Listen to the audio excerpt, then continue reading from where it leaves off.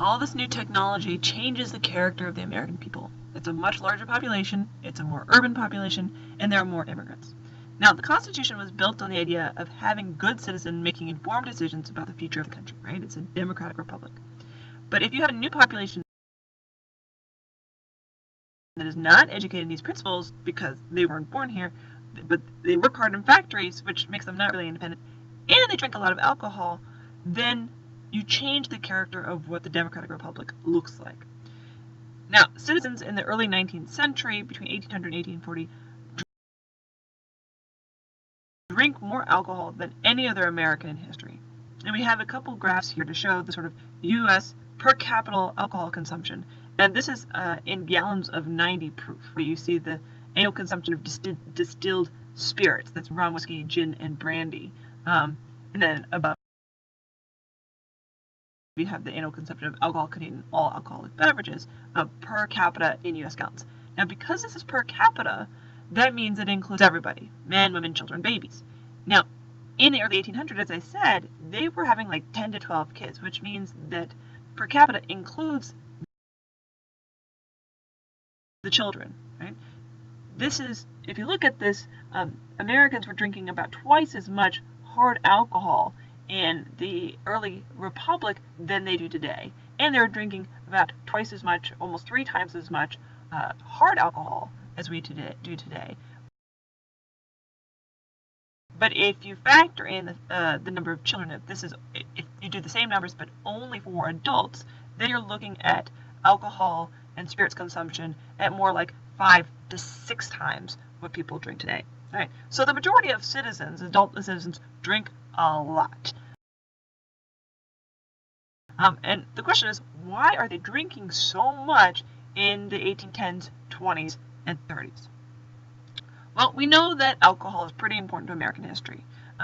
We know that in early America, people distrusted water, and so they drank beer instead. They saw water as quite unhealthy because there's no municipal sanitation, right? So drinking water, if it's not boiled, will give you dysentery. So even children drank a small beer with about 2% alcohol. Most beers are about 4 to 5% today. Many of the founding fathers were brewers. Samuel Adams was a brewer, George Washington was a brewer. We know that whiskey was important for both currency and transportation, otherwise we wouldn't have had the Whiskey Rebellion. And in the 1800s, there's a surplus of grain and no tax because they've removed the whiskey tax. And so it makes it appealing to both make, use, and imbibe. People have money, they want to spend it, and they don't have refrigeration, right? So if you want to keep a drink, you need to ferment it, right? You don't have carbonation, there's no other option, right? And they believed that alcohol was helpful, right? They believed that alcohol would settle the stomach. Everyone had a lot of salted and smoked meat, right? So they also ate very fast, right? So there was a tendency for both high indigestion and heartburn. And so alcohol, if you have high indigestion and heartburn, whiskey does seem to help. And they also believed it was necessary for your morale, right? The idea that if you served militarily, that you needed a little bit of alcohol, right? That it was almost more important than weapons, right? You can go without your gun, but you can't go without your alcohol. People would desert if they weren't served alcohol when they served in the Army or the Navy. And it was a social bond, right? This was helped create friendships. They used at weddings, at funerals, at parties, and even at elections, right? You come out to vote. The mayor is standing there and says, "Here, have a drink on me." And it created a feeling of trust among peers, a sort of a form of a way of breaking tensions. Employers would often treat their employees, or elected officials would treat their constituents. Right? It's a way of releasing tension and dealing with the world around them. Drinking is everywhere, right? Everyone does it. The elites do it, and here on the image on the left is a party of elites. Even at the Constitutional Convention, the meeting would end at 3 so that everyone could go to the tavern and drink. There was stories of Benjamin Franklin being so drunk that he had to be carried into the convention a few times. Of course, he was also very elderly at this point, so it could have just been old age. Now, at one banquet where there was 120 people, they drank 135 bottles of wine, 37 bottles of port, 60 bottles of beer, 50 bottles of rum, right? There's a tendency to toast for every State of the Union, plus the president, plus the vice president, plus the president's wife, right? Toasting became a very important thing. You had to drink for every toast. People drank everywhere. They drank at home, at work, with friends, alone.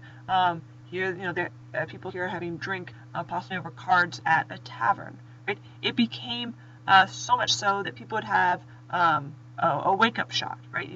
There's a shot to wake you up, to keep you warm. There's a shot at lunch. Right? People often got paid in alcohol. Right? There's sort of a part of their income comes in the form of alcohol. Well, there's a problem with it, of course, right? People who drink too much a day have a tendency where their sort of lives fall apart, right? There's a problem with alcoholism, and that was true in the 19th century. There's violence, both public and domestic, poor health, accidental deaths, militias who can't shoot, families that fall apart, people who work in factories and they're drunk, right? They lose limbs, right? People get into accidents.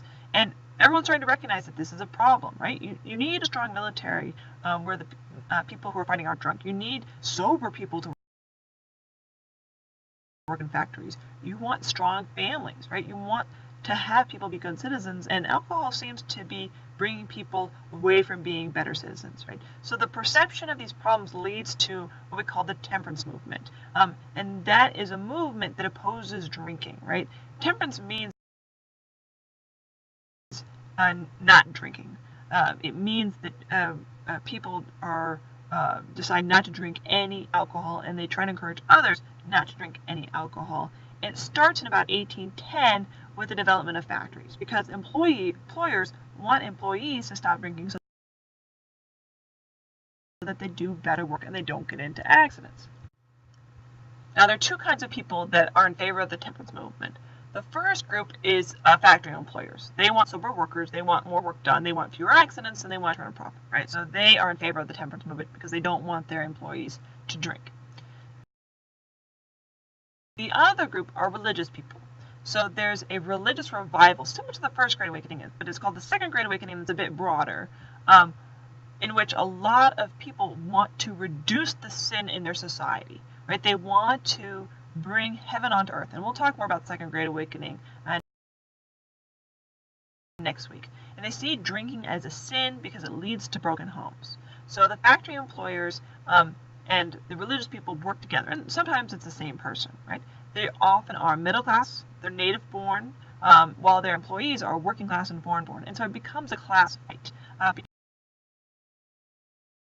between these sort of white, native born, religious, often Protestant employers and the immigrant, often Catholic, Irish, German factory works employees who do like to drink. And women also contribute to the fight, right? Sort of the religious wives of factory employers start seeing this as a real problem. They start seeing working class men abandoning their wives, drinking away their income, hurting their children, and they want to help. Right? So they believe that stopping drinking will improve societies. And so you can see here the sort of a moral and physical thermometer, which is so interesting, right? They want to do this because they think they have a couple different ways to do this, and they think that there's a couple different ways to do this. One is to persuade people. It's called moral suasion, right? To persuade people to stop drinking, right? Through logic or emotion. Try to convince them that drinking will make you worse off, right? So you need to change your habits, win the argument with the public. And so you can see this is sort of one example on the left of the moral and physical thermometer, a scale of progress of temperance and intemperance, right? If you drink water, you will have health and wealth. If you drink cider and perry, right, that's still cheerfulness. Wine is still strength, right? Even beer. But you get into intemperance, which you get punch that's, laced with alcohol, toddy and crank. I love the names of these alcohols. Grog, brandy and water, flip and shrub, bitters infused with spirits, derrick water, and then just gin, rum, and whiskey in the morning, and then gin, rum, and whiskey at night. And look at the vices that they lead to: idleness, peevishness, quarreling, fighting, burglary, murder and suicide. You have sicknesses, tremors, red nose and face, sore and swelled legs, jaundice, apoplexy, and death. And it can lead to debt, black eyes, rags, hunger, hospitalization, whipping, and the gallows. So you don't want to end up like that, so don't drink alcohol.